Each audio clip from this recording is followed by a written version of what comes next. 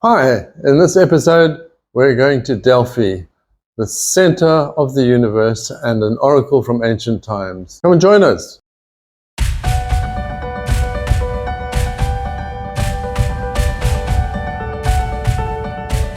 the site is just so spectacular. On this mountainside, high up. You can imagine how difficult it was to get here in ancient times when there was no benefit of modern roads.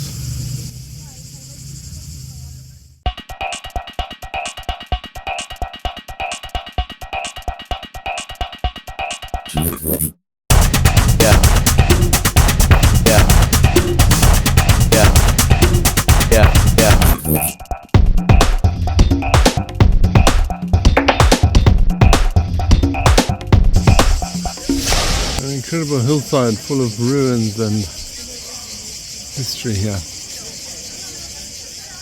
So Delphi lies between two towering rocks of Mount Parnassus, which, as we know, is 2,400 meters high. So we're pretty high up here in the mountains, and got its name from Delphine. She was a she-serpent who lived here and was killed by Apollo. And it's here that we're going to go and explore the whole sanctuary of Apollo.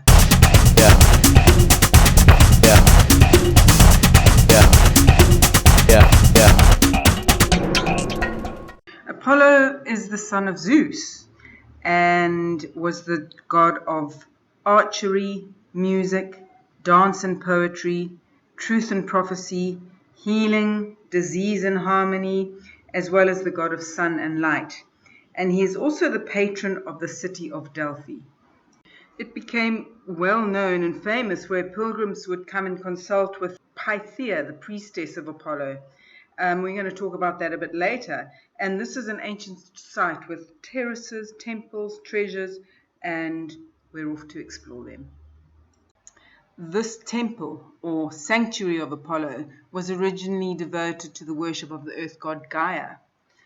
It was home to the oracle and the priestess named Pythia, who delivered predictions and prophecies from Apollo.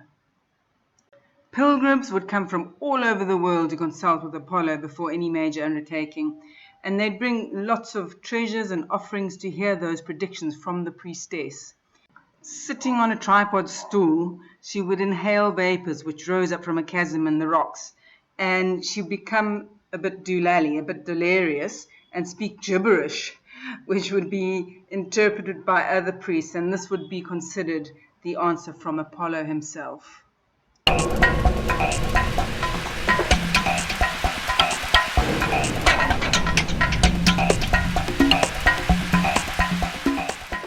So here's the temple of Apollo, artist's reconstruction of how it must have looked back in the day. Clearly a lot more impressive than it is now. Now it's pretty impressive. Another story of this temple is about Alexander the Great. Alexander the Great was a man in a hurry, as we all know. He was young, he was 33 when he'd conquered the world. So in his 20s he came here for a prophecy about what he would be doing, and the priestess, who mumbled something very vague, didn't give a clear answer, and Alexander said, well, I want an answer. And so the priestess said, come back later. Alexander was an impatient man and not to be trifled with, so he grabbed her by the hair, pulled her out of the temple, whereupon she screamed, let me go, you are unbeatable. He then dropped her and said, I have my answer.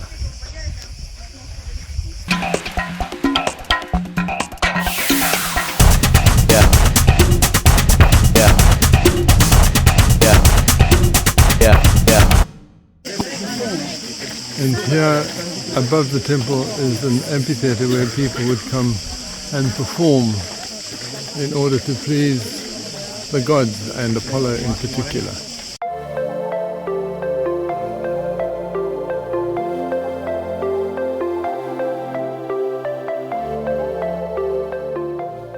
It's where all the performances happened.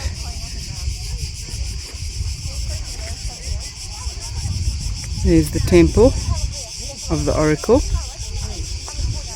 And there's Jeremy.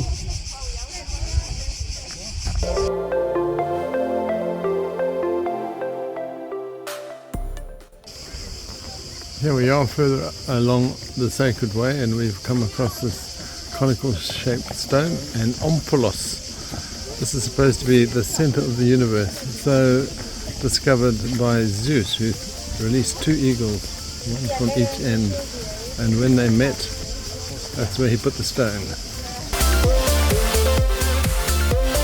Quite a few of these buildings around, and they're called treasuries, and they were built to commemorate the victories and to thank the Oracle for her advice, which was thought to have contributed to those victories.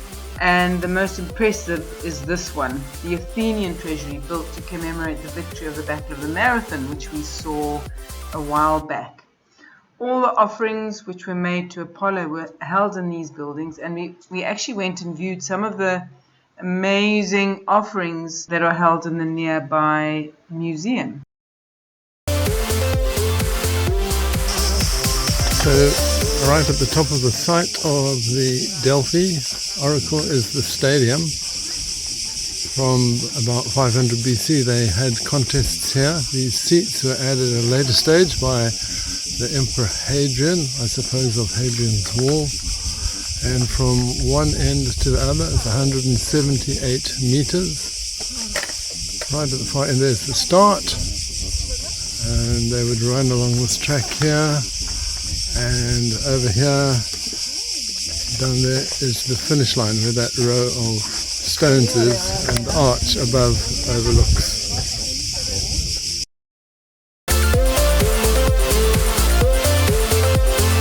So looking at the Temple of Apollo reminds us of the story of Agamemnon.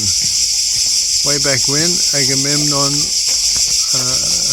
his sister-in-law, was Helen, the famous Helen of Troy. Helen didn't go to Troy by herself. It appears some guy, Paris of Troy, stole her away from his brother. So that was the start of the Trojan War. Agamemnon assembled an army, and they all jumped into their ships and tried to set sail for Turkey. That's where Troy was. But unfortunately the winds were against them, and they were stuck there for a long time, which was a big problem. So in his frustration, Agamemnon consulted the temple here in Delphi, and the oracle said that in order to appease the gods he had to kill his daughter, sacrifice his daughter. So apparently he did that, and then the winds changed and he was able to go off on his way to Troy. Took him 10 years to win the war there, and he returned victorious, only to find his wife had a lover, and before long the wife and lover had killed Agamemnon. But then the wife and the lover then got killed themselves. So what a nice little wholesome story it all is. This is the Polygonal Wall. These blocks of various shapes have been worked to fit together exactly. The craftsmanship is so good, these terraces have stood intact for over 2,500 years. We really enjoyed our visit there, and we hope you did too.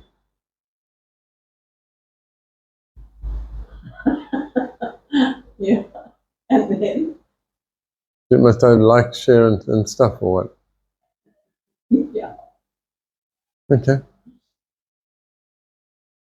Are we recording?